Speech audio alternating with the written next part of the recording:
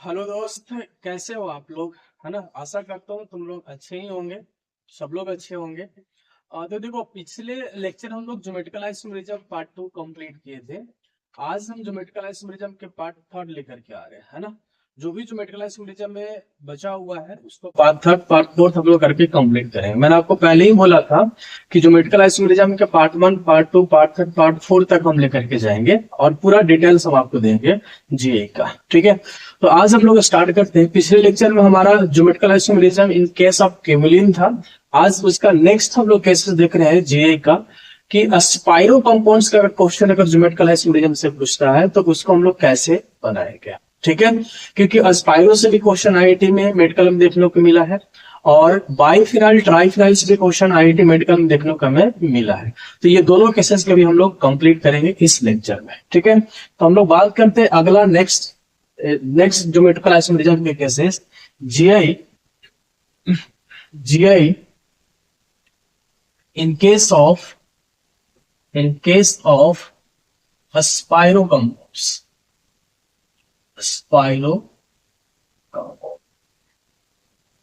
GI in case of spiro compounds। अगर spiro compounds है तो उस केसेस में हम लोग जीआई कैसे डिसाइड है। ठीक। साइक्लोअल्केन में हम लोग देख चुके हैं, अल्कीन हम लोग देख चुके हैं, है ना। क्यूमुलेटिव के केस में देख चुके हैं। अगला केसेस है स्पाइरो कंपाउंड के केसेस में। तो पहले तो ये समझो कि स्पाइरो कंपाउंड्स होता है क्या, है ना। तो आईयूपीएसी नोमेनक्लेचर में मैं स्पाइरो की इंफॉर्मेशन दे चुका हूँ। स्पाइरो कब बोलेंगे, बाइसाइक्लिक कब बोलेंगे। अगर किसी को स्पाइरो और बाइसाइक्लिक में दिक्कत है तो वो आईयूपीएसी नोमेनक्लेचर जाकर के देख सकता हूँ, पता चल जाएगा। लेकिन फिर भी हम यहाँ पे पढ़ा रहे हैं, ज्योमेट्रिकल आइसोमेरिज्म डील कर रहे हैं, तो यहाँ पे भी आपको मैं बता दूं कि स्पाइरो कैसा होगा। कहने का मतलब है कि अगर ऐसा क्वेश्चन अगर पूछ दिया जाए ऐसा, देखो ये स्पाइरो कंपाउंड्स, कैसा बोलो स्पाइरो। ठीक है। दो रिंग है ना, अगर एक कॉमन पॉइंट से, देखो दो रिंग है, ये वाला एक कॉमन पॉइंट है ना, एक कॉमन पॉइंट है। अगर दो रिंग एक कॉमन पॉइंट से फ्यूज्ड दिखता है तो इसको हम लोग क्या बोलते हैं, स्पाइरो। दो रिंग एक पॉइंट से जुड़ा हुआ है तो उसको हम लोग बोलते हैं स्पाइरो कंपाउंड्स। तो क्वेश्चन ये था कि क्या ये spiro compounds geometrical isomerism show करेगा या नहीं करेगा। तो आइए इस पर हम लोग बात करते हैं। ठीक है। और रिंग है तो ज्योमेट्रिकल आइसोमेरिज्म की कंडीशन क्या था, तीन कंडीशन मैंने बताया था कि रोटेशन रिस्ट्रिक्टेड होना चाहिए। तो रिंग में तो रोटेशन ऑलरेडी रिस्ट्रिक्टेड होता है, इसलिए पहला कंडीशन तो इसके साथ मैच है। ठीक है।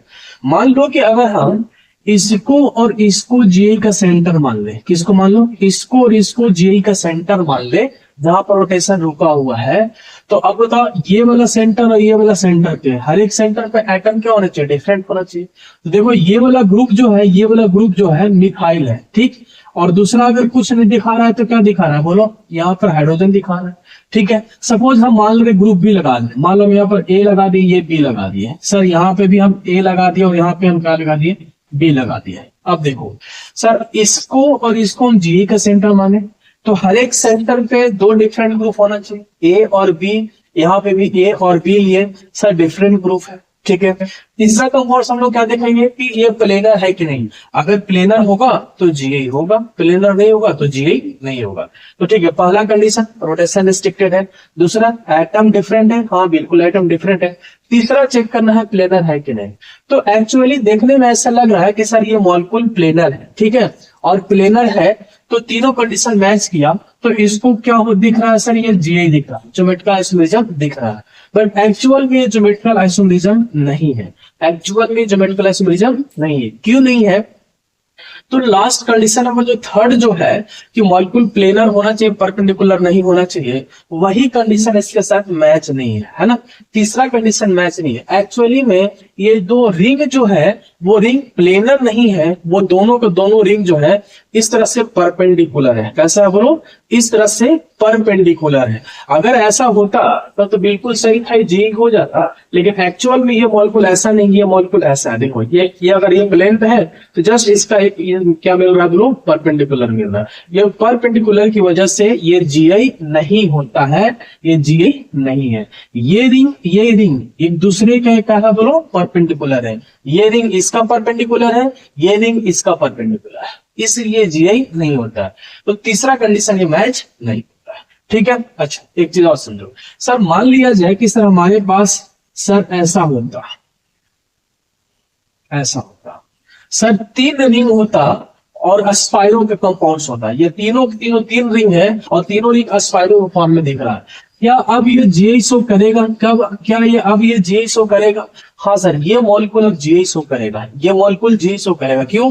अगर ये इसका परपेंडिकुलर है और ये इसका परपेंडिकुलर है तो ये और ये कैसा दिखेगा सर? प्लेनर दिखेगा। ये इसका परपेंडिकुलर, ये इसका परपेंडिकुलर, तो ये और ये रिंग कैसा होगा? प्लेनर होगा। तो मान के चलिए कि अगर हम टर्मिनल इसको और इसको जी का सेंटर मान ले और यहाँ पर ए और बी, यहाँ पे भी सर ए और बी लगा दे तो सर ये जी शो कर जाएगा, ये जी शो कर जाएगा। क्यों? क्योंकि सर रोटेशन तो रिस्ट्रिक्टेड है सर, इसको और इसको हमने जी के सेंटर मान लिया है जहां पर रोटेशन रिस्ट्रिक्टेड है।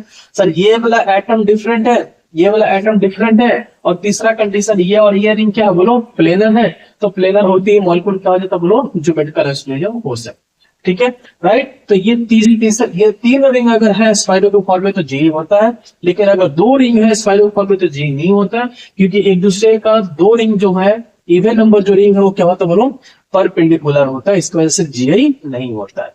ये वाला एटम क्या बोलो? एक दूसरे का परपेंडिकुलर है, कि रिंग क्या है सर? ऐसा है। ठीक, तो हम क्या देखे कि even number of spiro ring जो होता है वो जीआई शो नहीं करता, लेकिन odd number of spiro ring होता है। ऑड नंबर बोले तो 1 2 3, 3 क्या सर? ऑड है। Odd number of spiro ring जो होता है वो जीआई क्या करता है? शो करता है, लेकिन even number of spiro ring GI show नहीं करता। तो और इस बात को हम इसको लिखते हैं, ठीक है ना?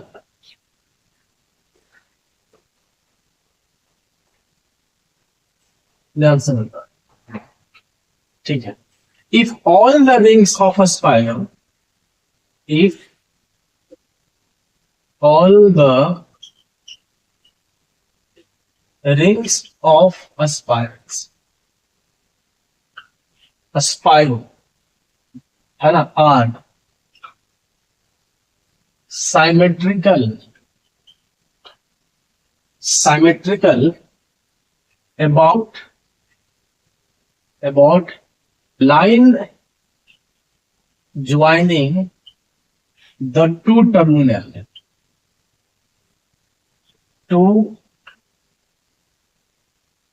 टू टर्मिनल है ना, ठीक। 2 terminal, then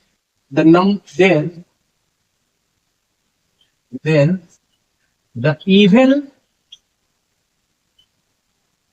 number of spiral rings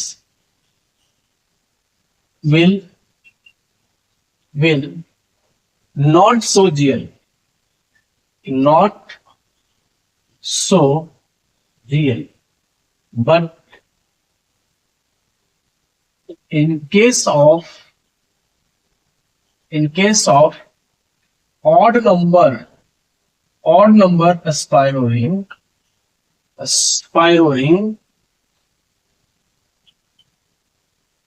will show GI। लेकिन odd number of spiral ring होगा वो जीआई शो करेगा, बट इवन नंबर के केस में जीआई शो नहीं करता। लेकिन एक चीज ध्यान रखिएगा कि ऐसे even number of spiral ring, ध्यान समझना, ऐसे even number of spiral ring GI show नहीं करेगा, है ना, जिसके पास क्या हो? साइमेट्रिकल हो, मतलब कि जिसके पास क्या हो? साइमेट्री मिले, प्लेन ऑफ साइमेट्री मिले, है ना, वो इवन नंबर जीआई शो नहीं करता है। लेकिन मान के चलिए कि इवन नंबर है, जैसे ये मॉलिक्यूल इवन नंबर था, ये मॉलिक्यूल क्या था? इवन नंबर था।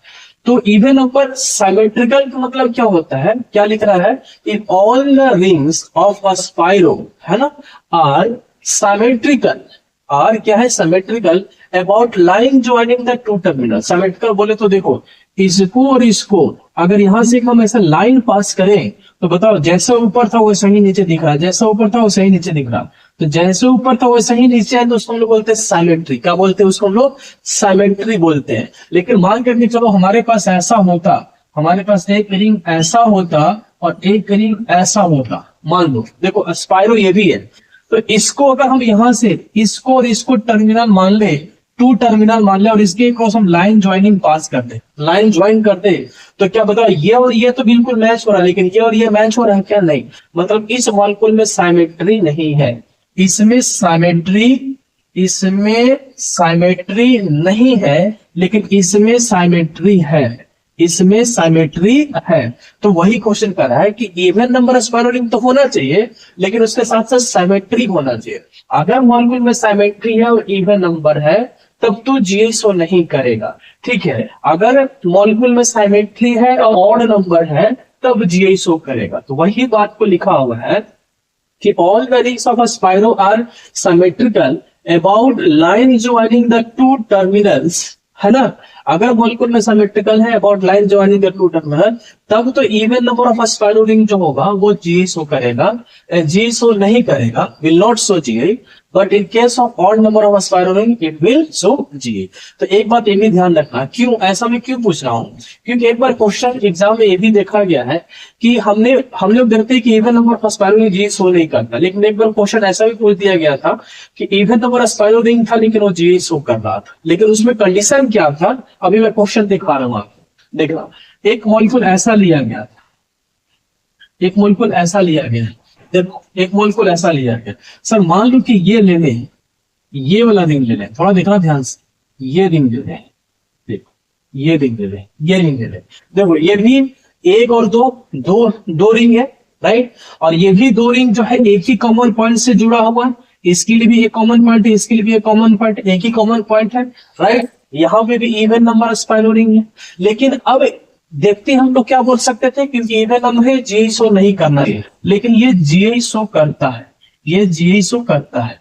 कारण क्या है कि इस मॉलिक्यूल में सिमेट्री नहीं है, इस मॉलिक्यूल में सिमेट्री नहीं है। सिमेट्री मतलब प्लेन ऑफ सिमेट्री, है ना। जैसे मान लिया जाए कि जैसे ऊपर था वैसे नीचे नहीं दिख रहा है, जैसे नीचे था जस्ट इसका ऊपर ऐसा नहीं दिख रहा है, जैसे ऊपर था वैसा ही अगर नीचे होता, यहाँ पर जैसे नीचे था वैसा ही अगर ऊपर होता तब GI नहीं होता। लेकिन इस मॉलिक्यूल में इवन नंबर तो है बट कोई साइमेट्री नहीं है, इसलिए इवन नंबर मॉलिक्यूल भी GI शो करेगा। कैसे शो करेगा, देखो मान लो कि इसको और इसको GI का सेंटर मान लो, इसको और इसको GI का सेंटर मान लो, तो इस वाले ग्रुप पर देखिए ये वाला, और मान चलिए मिथाइल को दूसरा क्या हाइड्रोजन है, डिफरेंट ग्रुप है।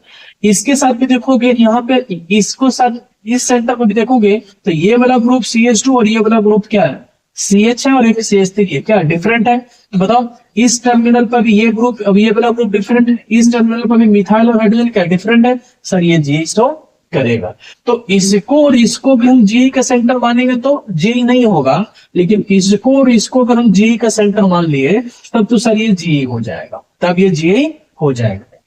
अच्छा एक केस और देखो, सर हमने क्या बोला कि इवन नंबर जो स्पाइरो रिंग होता है बिल्कुल वो परपेंडिकुलर होता है ना, ठीक है। इवन नंबर ऑफ रिंग जो होता है क्या होता है बोलो, परपेंडिकुलर होता है, और उसमें क्या होना चाहिए बोलो, या सिमेट्री होना चाहिए, तब तो GI शो नहीं करेगा। अगर सिमेट्री नहीं है तो GI शो करेगा, जैसे इस मॉलिक्यूल सिमेट्री नहीं था GI शो करेगा। बिल्कुल जिस मॉलिक्यूल में सिमेट्री नहीं हो और इवन नंबर हो तो वो GI की कंडीशन बना लेता है, और लेकिन जिस मॉलिक्यूल में इवन नंबर हो और सिमेट्री हो तो GI कंडीशन वो नहीं बना पाता। और ऑड नंबर में तो कोई कंफ्यूजन ही नहीं है, अगर ऑड नंबर मॉलिक्यूल है स्पाइरो रिंग तो वो GI शो करेगा, उसमें कोई दिक्कत नहीं है। तो बस इस बात को ध्यान रखिएगा कि इवन नंबर में सिमेट्री होना चाहिए तब GI शो नहीं करेगा, सिमेट्री नहीं तो GI शो करेगा। जैसे ये एग्जांपल, ये GI शो करेगा, ठीक है। चलो और बात करते हैं, एक बात और देखते हैं।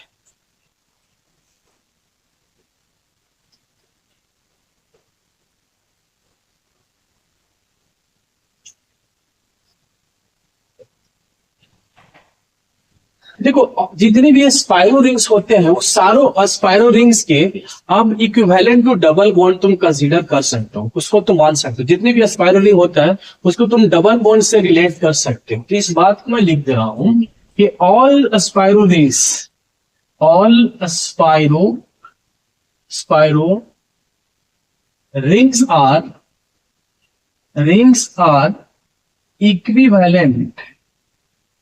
Equivalent to double bond,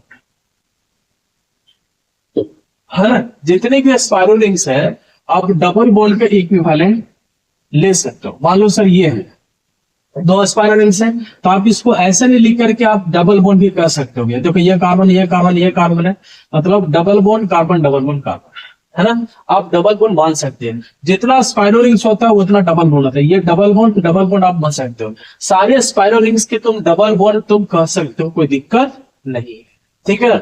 all the spiro rings are equivalent to double bond. आप सारे स्पाइरो रिंग्स के तुम डबल बॉन्ड कंसीडर कर सकते हो। जैसे मान लो हमारे पास एक मॉलिक्यूल ऐसा है, ऐसा है, ऐसे 3 स्पाइरो रिंग है, मतलब 3 डबल बॉन्ड तुम मान सकते हो, ठीक है। क्या मान सकते हो? 3 डबल बॉन्ड मान करके भी तुम क्वेश्चन को बना सकते हो, कोई दिक्कत नहीं है, ठीक है। तो ये हुआ इन केस ऑफ, क्या हुआ, स्पाइरो रिंग्स, है ना। स्पाइरो रिंग में जीए शो करेगा या नहीं करेगा। जैसे एक एग्जांपल दे, मान लो अगर मैं तुमसे क्वेश्चन पूछूं, क्या ये जीए शो करेगा? सर 1 2 3 4, क्या ये जीए शो करेगा? आप खुद से देखो, है ना। सर 1 2 3 4 इवन नंबर है, जी शो नहीं करेगा। क्यों नहीं शो करेगा? क्यों? क्योंकि इवन नंबर दिया और इसमें अगर लाइन ज्वाइनिंग कर दे तो बोलो क्या मिल रहा है? बिल्कुल प्लेन ऑफ सिमेट्री मिल रहा है। इस मॉलिक्यूल में सिमेट्री मिला, जैसा ऊपर था वैसा ही क्या मिल रहा है? नीचे मिल रहा है। मतलब सर नॉट ये जी शो नहीं करेगा। लेकिन अगर ये ऑड नंबर होता तो ऑड नंबर में टेंशन नहीं लेना है, ऑड नंबर देखते ही जी बोल रहा है। सर मान लिया जाए सर 2 3 4 5, ये देखो, क्या ये जी शो करेगा? हाँ सर बिल्कुल जी शो करेगा। सर 1 2 3 4 5 है, सर इट विल शो जी, ये जी शो करेगा। odd number of sparrowing will show G और even number of symmetrical sparrowing will not show G। ठीक, यहाँ देखो, ठीक है। ये केसेस हो गया। अगला केस,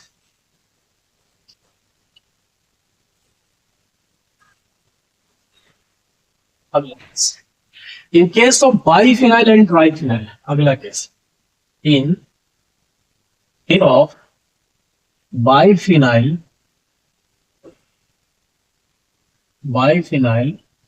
एंड ट्राइफिनाइल।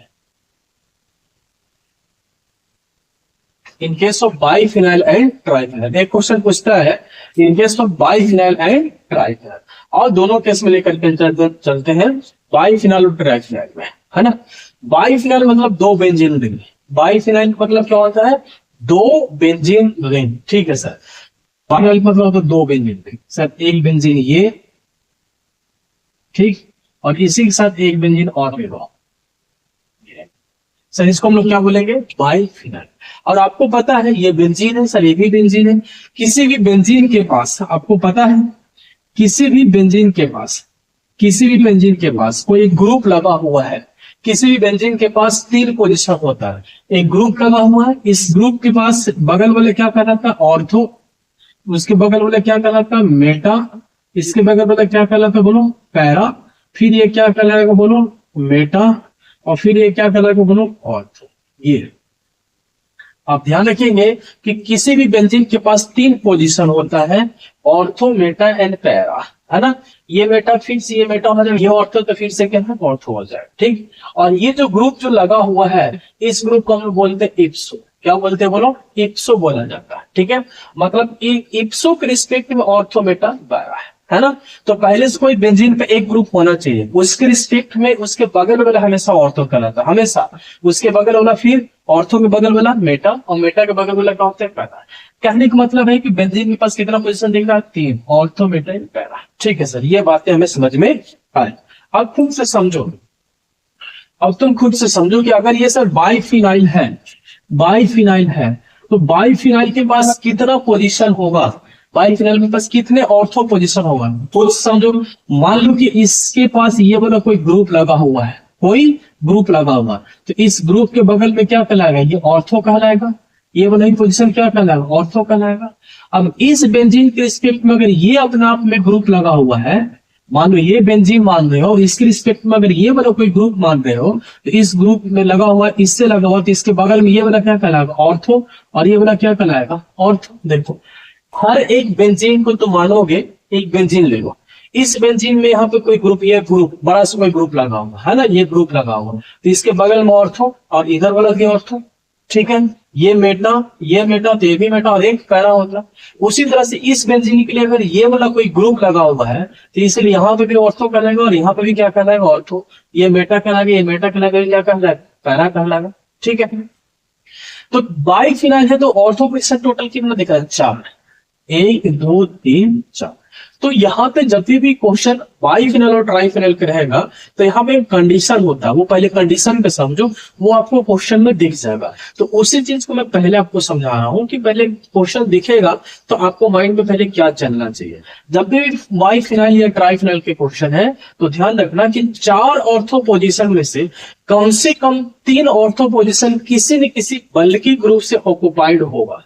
ऑक्युपाइड का मतलब क्या है कि 4 ऑर्थो पोजीशन जो है, इस 4 ऑर्थो पोजीशन में से कम एटलीस्ट 3 पोजीशन पे कोई ना कोई बड़ा सा ग्रुप लगाया हुआ होगा। अगर चारों तरफ लगा हुआ है तो बहुत अच्छी बात है, नहीं तो कम से कम 3 पोजीशन पर आपको दिखेगा कोई ना कोई बड़ा सा ग्रुप लगा हुआ होगा। समझ में आ रहा है? तो इस बात को हम लोग लिखते हैं, तब फिर हम इसको और भी आगे बात करेंगे। Out of 4th ortho position, out of 4 ortho position, 3 position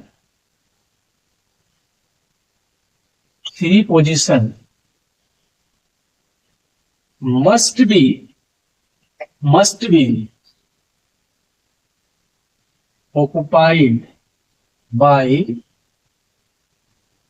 है ना, out of 4 ortho position, at least में लिख रहा हूं,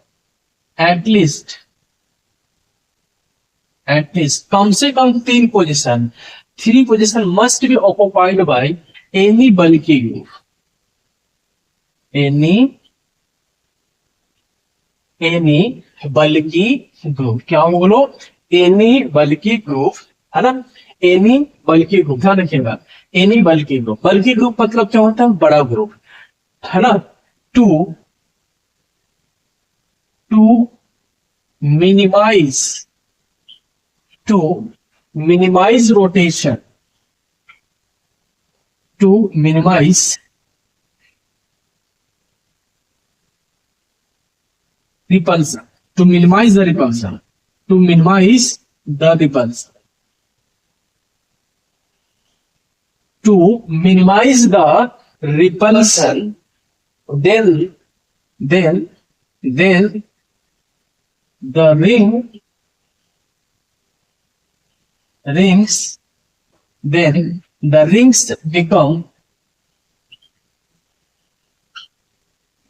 becomes mutually perpendicular,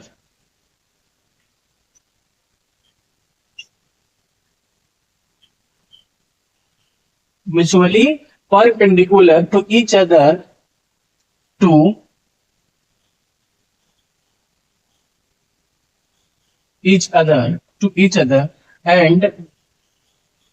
and the rotation stop।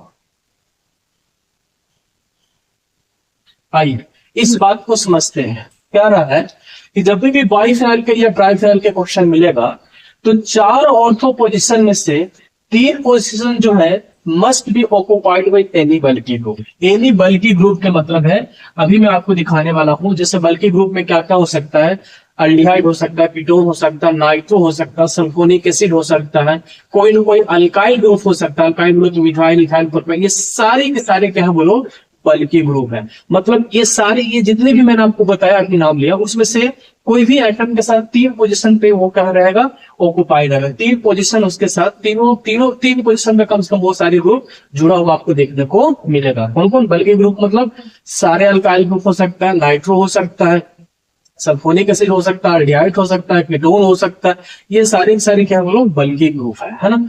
तो 3 पोजीशन बल्कि ग्रुप से जुड़ा हुआ रहेगा। क्यों जुड़ा हुआ रहेगा, टू मिनिमाइज द रिपल्सन, है ना, रिपल्सन को मिनिमाइज करने के लिए, है ना, and then the ring becomes mutually perpendicular to each other. जब ये 3 ग्रुप बड़े हो रहेंगे तो रिपल्सन मिनिमाइज होगा, और जब रिपल्सन मिनिमाइज होगा तो रिंग क्या हो जाएगा, एक दूसरे का परपेंडिकुलर हो जाएगा। रिंग अभी कैसा दिख रहा है बोलो, प्लेनर दिख रहा है। रिंग कैसा दिख रहा है, प्लेनर, क्योंकि बोर्ड प्लेनर है तो बोर्ड को आने वाला रिंग भी क्या होगा बोलो, प्लेनर होगा। लेकिन जैसे ही तीन बल्कि ग्रुप तुम लगाओगे इसके साथ, तो इनके बीच में रिपल्सन होना स्टार्ट होगा, है ना। जैसे मैं एग्जांपल दिखाता हूँ, ठीक है। मान के चलो कि यहाँ पे सर हमने बल्कि ग्रुप जोड़ दिया, मान लो यहाँ पे R1 ले लें सर, यहाँ पे हम R2 ले लें सर, यहाँ पे R1 ले लें, ठीक है, यहाँ पे R2 ले लें, हम इन जनरल ले रहे हैं, है ना। R1 R2 जो है एक बल्कि ग्रुप है, ठीक है। अब बताओ इनके बीच में क्या चलेगा, रिपल्सन, क्योंकि अगर एक प्लेन में आएगा तो बड़ा ग्रुप है, तो बड़ा ग्रुप में हमेशा क्या होता है, रिपल्सन होता है। मान लो सर ये और ये बल्कि ग्रुप है ना, और दोनों अगर एक डायरेक्शन में आ रहा है, एक डायरेक्शन में आएगा तो रिपल्सन होगा, रिपल्सन होगा तो रिपल्सन को कम करना चाहेगा, रिपल्सन को कम करना चाहेगा तो ये रोटेट करके एक दूसरे का दूर हो जाएगा, एक दूसरे के क्या होगा, दूर होगा, क्योंकि रिपल्सन होगा, रिपल्सन को मिनिमाइज करना चाहेगा। जब एक दूसरे का दूर होगा तो बताओ ये मॉलिक्यूल कैसा हो जाएगा, ये मॉलिक्यूल मान करके चलो, जैसे देखो ये सिंगल बॉन्ड है तो रोटेशन चल रहा है, ऐसे समझो। मान लो सर इसके साथ, है ना, ये बल्कि ग्रुप लगा हुआ है, 4 ऑर्थो पोजीशन था, चारों ऑर्थो पोजीशन का हमने बल्कि ग्रुप लगा दिया। बल्कि ग्रुप लगा के इनके बीच में चल रहा है रिपल्सन, क्या चल रहा है बोलो, रिपल्सन। इनके बीच में होने लगा रिपल्सन सर, इनके बीच में होने लगा रिपल्सन। अब रिपल्सन हुआ तो रिपल्सन मिनिमाइज करेगा। जैसे ये बात को समझो सर, ये वाला पहला रिंग था और ये वाला सर दूसरा रिंग है सर, ऐसे स्टार्टिंग में ऐसे था, ठीक है, ऐसा स्टार्टिंग। मान लो यहाँ पे कोई ग्रुप लगा, यहाँ पे कोई ग्रुप लगा, यहाँ पे कोई ग्रुप लगा, यहाँ पे कोई ग्रुप लगा, ये मॉलिक्यूल जैसे ये ग्रुप मिला तो ये दो बल्कि ग्रुप जैसी आए, ये जो बल्कि ग्रुप है रिपल्सन होना स्टार्ट हुआ। जब रिपल्सन होना स्टार्ट हुआ, रिपल्सन ये जो दोनों ग्रुप जो है एक दूसरे के दूर जाने की कोशिश करेगा, तो दूर जाने की कोशिश करने के चक्कर में मॉलिक्यूल रोटेट करेगा, क्या करेगा, रोटेट। तो रोटेट जैसी करेगा तो रोटेट करके ये मॉलिक्यूल ऐसा था तो मॉलिक्यूल कैसा हो जाएगा, ऐसा एकदम ऐसे उठ जाएगा। जब ऐसे उठ जाएगा तो अब ये मॉलिक्यूल और ये वाला ग्रुप, ये वाला ग्रुप देखो दूर हो गया, तो रिपल्सन को क्या कर दिया, मिनिमाइज। रिपल्सन क्या हो गया, मिनिमाइज। रिपल्सन क्या हो गया, मिनिमाइज। लेकिन मिनिमाइज तो हुआ, लेकिन तुम खुद से देखो, ये मिनिमाइज तो हुआ, लेकिन ये वाला मॉलिक्यूल देखो क्या हो गया, परपेंडिकुलर हो गया। ऐसे था तो प्लेनर था, लेकिन ऐसा हो गया तो कैसा दिख रहा, बोलो, परपेंडिकुलर हो गया। वही लिख रहा है कि then the ring becomes perpendicular to each other. और अब बात को समझो, जैसे यहां पर एक बार ऐसे रोटेट करके आएगा, रिपल्सन को मिनिमाइज करेगा, तो स्टेबिलिटी मिलेगा, क्योंकि रिपल्सन अगर चलेगा तो मॉलिक्यूल में क्या होगा, अनस्टेबिलिटी आ जाएगा। जैसे ही मिनिमाइज करेगा तो एक बार गलती से भी अगर ऐसा मॉलिक्यूल रोटेट करके मिनिमाइज कर लिया, ये वापस भी ऐसा रोटेट करके वापस नहीं आएगा, मतलब यहां पर आकर के रुक जाएगा, मतलब रोटेशन इसके बाद फिर नहीं होगा। अभी क्या स्टार्टिंग रिपल्सन था, रोटेशन करके क्या हो गया, परपेंडिकुलर, और जैसे परपेंडिकुलर हुआ स्टेबिलिटी बढ़ा, अब ये रोटेशन नहीं करेगा, यहां पर आकर के रुक जाएगा। वही लिखा हुआ mutually perpendicular to each other and the rotation stop. अब क्या होगा, रोटेशन रुक गया। कहने का मतलब फाइनल जो है कि अगर ध्यान से समझिएगा, इस सारे कंक्लूजन को समझते हुए बात को समझो कि अगर दो रिंग बोले तो दो फिनाइल, है ना, बाई फिनाइल जो है, और बाई फिनाइल में 4 ऑर्थो पोजीशन में से 3 भी ऑर्थो पोजीशन है, तो इनके बीच रिपल्सन चलता है। तो रिपल्सन की वजह से दोनों फिनाइल प्लेनर नहीं होता, क्या होता है, परपेंडिकुलर होता है। और जैसे अगर परपेंडिकुलर होगा तो आपको पता है कि परपेंडिकुलर होती ही जीआई नहीं होता है, मतलब ये मॉलिक्यूल जीआई शो नहीं करेगा, it will not show GI, ये मॉलिक्यूल जीआई शो नहीं करेगा, क्योंकि सर क्या है कंडीशन, परपेंडिकुलर की कंडीशन हो जाता है। लेकिन अगर हम यही चीज